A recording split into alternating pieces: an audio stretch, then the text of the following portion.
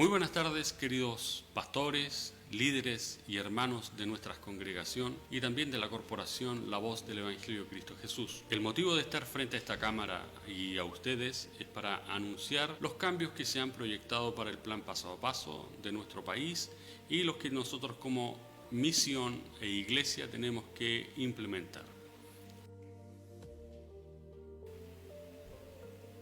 Estas son las siguientes: medidas y consideraciones para los cultos religiosos según el plan paso a paso del presente año del Ministerio de Salud. Se pueden agrupar en tres categorías. 1 es la planificación, 2 preparación y 3 desarrollo del culto. Respecto de la planificación, el plan propuesto por las autoridades de salud de nuestro país para permitir la realización de cultos religiosos contempla lo siguiente.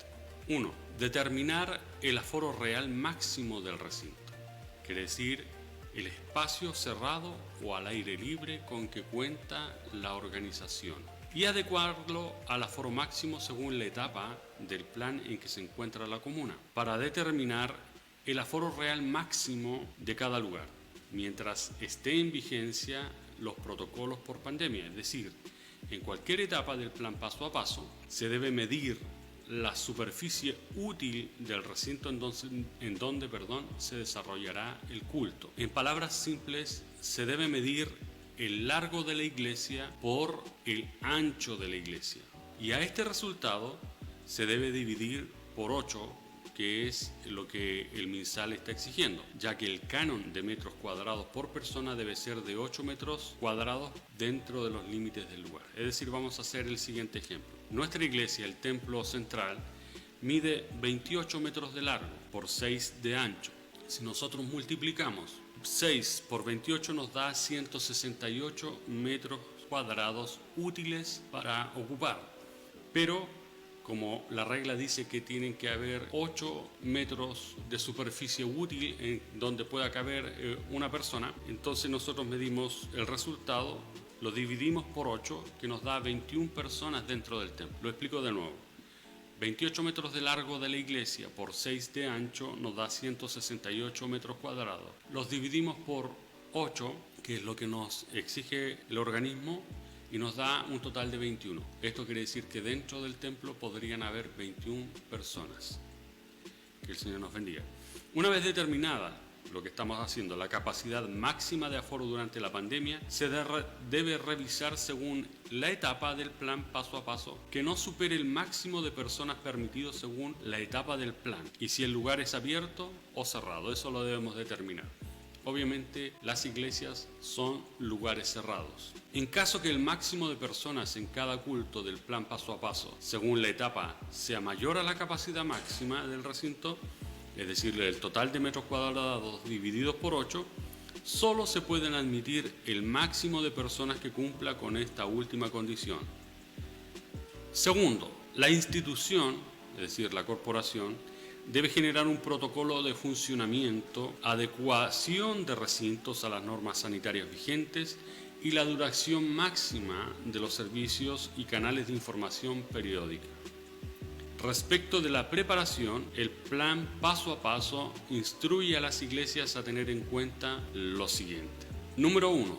Es obligación de la institución, es decir, la iglesia, tener un mecanismo de control de aforo de asistentes, por lo que se recomienda siempre que estos sean solamente con inscripción previa. Como lo habíamos dicho hace algunos segundos atrás, nuestra iglesia tiene una capacidad que no va a ser superada y por ende, para evitar que de pronto pueda asistir más gente o más hermanos, más personas de las que realmente podemos recibir, es necesario de que estos se inscriban. Cada iglesia local puede mencionar o nombrar a un delegado, entregando el teléfono de este delegado, para que a través de esa persona, de ese hermano o de ese pastor, los hermanos se puedan inscribir y anunciar la asistencia a la iglesia. Lo importante es no sobrepasar la cantidad del aforo permitido por el Ministerio de Salud. 2. Los cultos deben ser programados en horarios conocidos por todos, que evite aglomeraciones al ingreso y a la salida. Si es que se hiciese más de un servicio por día, y que permita a los asistentes desplazarse dentro de los horarios permitidos durante el día. 3. Es necesario que exista un intervalo de tiempo suficiente entre el fin de una ceremonia y la siguiente con el objetivo de ventilar y limpiar el recinto antes del ingreso de los hermanos. Es necesario explicar estos dos puntos mencionados, el 3 y el 2. Si hubiera la ocasión de que fueran muchos los hermanos que quisieran estar presentes en un servicio, pero que por la capacidad máxima de nuestros templos no es posible, tal vez podría programarse dentro de un mismo día 2 servicios, a los que en cada servicio tendría que estar la cantidad máxima permitida. Para ello tiene que haber un intervalo entre un servicio y el otro de por lo menos una hora y media, en donde luego de terminado el primer servicio tiene que ventilarse y limpiarse todo el lugar. Bien, el número 4 dice lo siguiente: se debe establecer rutas de ingreso y de salida diferenciadas con el fin de evitar aglomeraciones, mas si el lugar solo cuenta con un acceso, se debe demarcar el sentido circular y evitar el máximo de los cruces entre ambas personas o las personas que están en el interior. 5. Si al ingreso o dentro de la actividad se generan filas, se debe establecer mecanismos o demarcaciones que aseguren el distanciamiento mínimo de 1 metro entre los asistentes. 6. Se debe resguardar el acceso preferencial a personas mayores de 60 años con discapacidad o embarazadas. 7. Se debe disponer de mecanismos de higienización de manos en la entrada y salidas del lugar. 8. Se debe controlar y anotar la temperatura de los participantes del servicio con termómetros infrarrojos y revisar visualmente si el estado de salud de la persona está en condiciones de estar presente. 9. Se debe prohibir el ingreso a participantes que presenten algún síntoma para prevenir contagios entre los asistentes. 10. Cada establecimiento, es decir, cada iglesia, deberá diseñar la disposición del espacio inmobiliario de manera tal que cumpla el debido distanciamiento físico mínimo durante toda la actividad, que es de al menos 1 metro lineal entre personas. Ese metro es al frente, a los costados y atrás. 11. Definir un plan de limpieza y desinfección frecuente del lugar que considere la limpieza de sillas, mesas o cualquier superficie manipulada por los asistentes al servicio y ventilación del espacio de manera permanente. Esto debe de realizarse al menos una vez al día y de forma obligatoria entre cada ceremonia. 12. Mantener en la entrada, la información respecto del aforo máximo permitido, es decir, en el caso de nuestra iglesia, hasta 21 personas dependiendo la etapa en la que nos encontremos, la cual dependerá de la etapa del plan paso a paso en la que se encuentre la respectiva comuna. 13. Mantener dentro del recinto señalética del uso obligatorio de la mascarilla, distanciamiento físico y de otras indicaciones de prevención. 14. Habilitar infografía, afiches, en los servicios higiénicos con el procedimiento correcto del lavado de manos.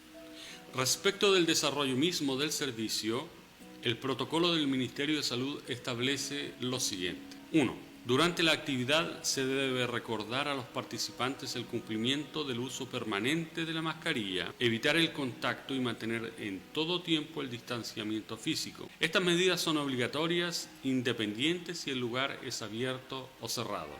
Esta tarea básicamente le corresponderá al predicador del momento. Antes de iniciar su prédica, debe de dar las recomendaciones correspondientes. 2. Se debe asignar a una persona dentro de los asistentes para que esté a cargo del fiel cumplimiento de las medidas entre los participantes durante toda la actividad. 3. Se recomienda el uso de música envasada, evitando el coro, pero en caso de ser indispensable, este debe estar compuesto por un máximo de hasta 4 personas, las que deben estar en un espacio separado del resto de los asistentes. Estas 4 personas o estos 4 coristas son parte, de la cantidad máxima, es decir, si nosotros tenemos en algún momento que aceptar una capacidad máxima de 21 personas, estos 4 coristas deben de estar dentro de ese número, no 21 personas más los 4 coristas. Amén. Queda prohibido el consumo de alimentos y bebidas durante los cultos o agua. Quinto, la duración máxima de cada servicio no debe de exceder las 2 horas. Sexto, durante el desarrollo del culto, si el espacio es cerrado, se debe facilitar la circulación de aire y ventilación del lugar. Por ejemplo, estamos quizás pasando el periodo invernal, quisiéramos tener todo cerrado, pero la recomendación es tener ventilación dentro de los recintos. Por lo tanto, debe de haber circulación de aire. Y número 7 dice, se recomienda mantener los registros de los asistentes, adjuntando su temperatura de ingreso y archivando estos documentos en caso de ser requeridos por la autoridad de salud. Una planilla que pueden hacerla a través de un Excel o simplemente una hoja de cuaderno donde queden registrados los que participaron en el servicio y cuál es la temperatura que tenían al momento de ingresar a la iglesia. Amén. Por último, tengo aquí los aforos en actividades sin interacción entre asistentes.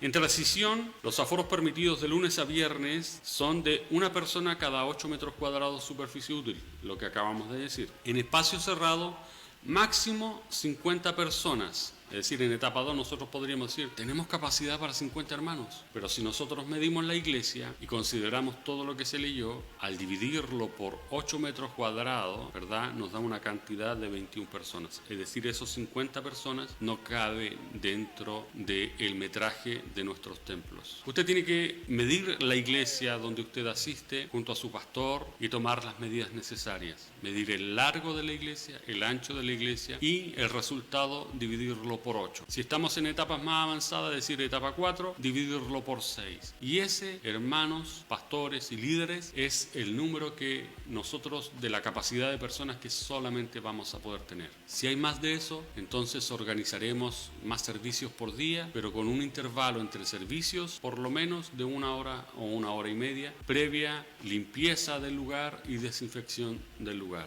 En espacio abierto o libre en transición, es decir, en etapa 2, podrían ser hasta 75 personas en espacios libres, siempre y cuando estos tengan la capacidad suficiente de metros cuadrados como para haber 75 personas. En preparación, es decir, en fase 3, una persona cada 8 metros cuadrados, es decir, lo mismo. En espacio cerrado, máximo 100 personas, es decir, podríamos decir, aleluya, vamos a estar 100 hermanos dentro de la iglesia. Imposible. Porque la iglesia, sus muros no se van a enanchar ni tampoco se van a alargar. Siempre serán los mismos 168 metros cuadrados de los cuales disponemos. Por lo tanto, nuestra capacidad, aún en etapa 3, 21 personas. En espacios abiertos, en etapa 3, va a un máximo de 200 personas, inclusive hasta 1000 personas, si todos los asistentes tienen su pase de movilidad. Es decir, si todos están vacunados, podría haber hasta 1000 personas en espacios abiertos. Y en apertura o fase 4, una persona cada 6 metros cuadrados. Ahí cambia un poquito. Y dice en espacio cerrado un máximo de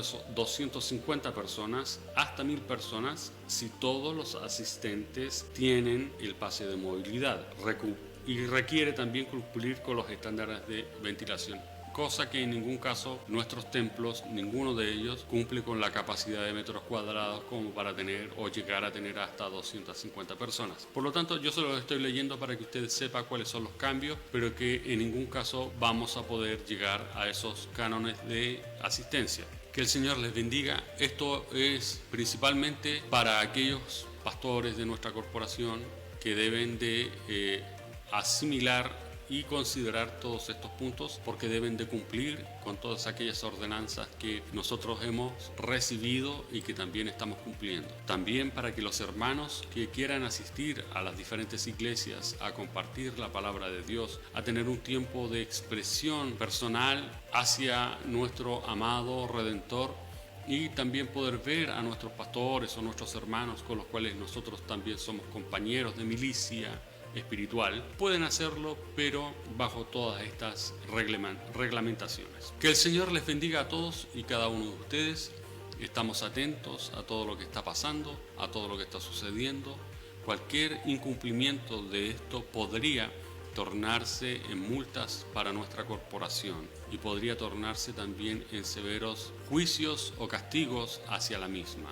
Así que esperamos que cada uno de nosotros podamos recibir con responsabilidad todo esto y lo podamos cumplir de la mejor manera, siempre con nuestra vista puesta frente a nuestro eterno, amado, gran Dios y Salvador.